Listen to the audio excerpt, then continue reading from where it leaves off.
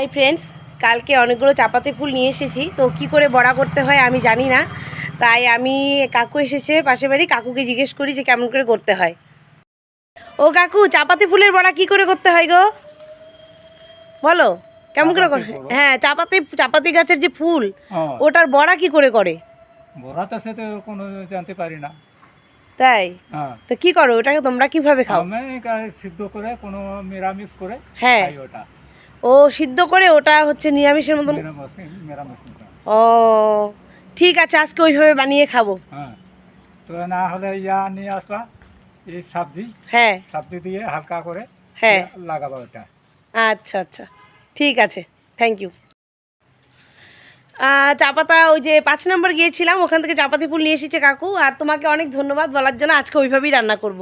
আচ্ছা, তো আমাদের ভিডিওটা তোমাদের কেমন লেগেছে অবশ্যই কমেন্ট করে বলবে। বাই। এটা কালো কালোটা আছে, হ্যাঁ এটা ফেলাই দিবা। হ্যাঁ হ্যাঁ এটা আলাদা রাখবা। হ্যাঁ এটা কালো কালো আছে, হ্যাঁ সবটা এটা ফেলাই দিবা। হ্যাঁ হ্যাঁ হ্যাঁ ওই পিতা রাখবে না। হ্যাঁ হ্যাঁ হ্যাঁ হ্যাঁ,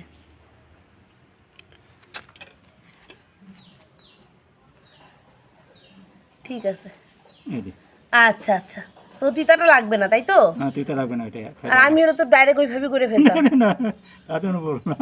ও ঠিক আছে। আমার সকালে তো শ্বশুরিয়া আমাদের এরকম করতেছিল। হ্যাঁ হ্যাঁ হ্যাঁ, কোন বাগান থেকে নিয়ে আসছে সেটা?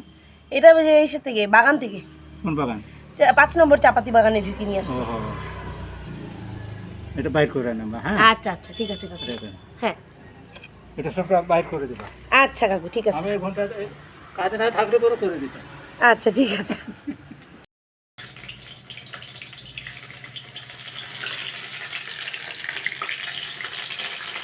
চা পাতা ফুলের বড়া কে কে খেয়েছো বলো?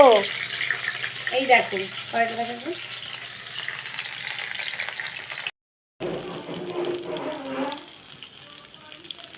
দেখো বন্ধুরা, দেখতে দারুণ হয়েছে বড়াগুলো, চা পাতা ফুলের বড়া। এরপর থেকে খাবো করে। আমাকে দুটো বড়া দিবে? দেবো তো, দেখো। আমাকে না বড় বড় দেখে দুটো দিও। হ্যাঁ ঠিক আছে, দাও। এই যে এই প্লেটটাতে দিতে পারবে আমাকে? এইটাতে দিচ্ছি। দাও একটু বড় বড় দেখে। আচ্ছা, 4টে দিলাম, দুটো চেয়েছিলিস 4টে বড়া দিলাম। তাহলে তো আমার তো খাওয়া হয়ে যাবে সেই। কেমন হয়েছে বড়া? বলে বুঝতে পারবো না, এত টেস্ট। তোমরা বাড়িতে এগুলো বানিয়ে একবার খেয়ে দেখবে, এর স্বাদ তুমি জীবনে বুঝতে পারবে না।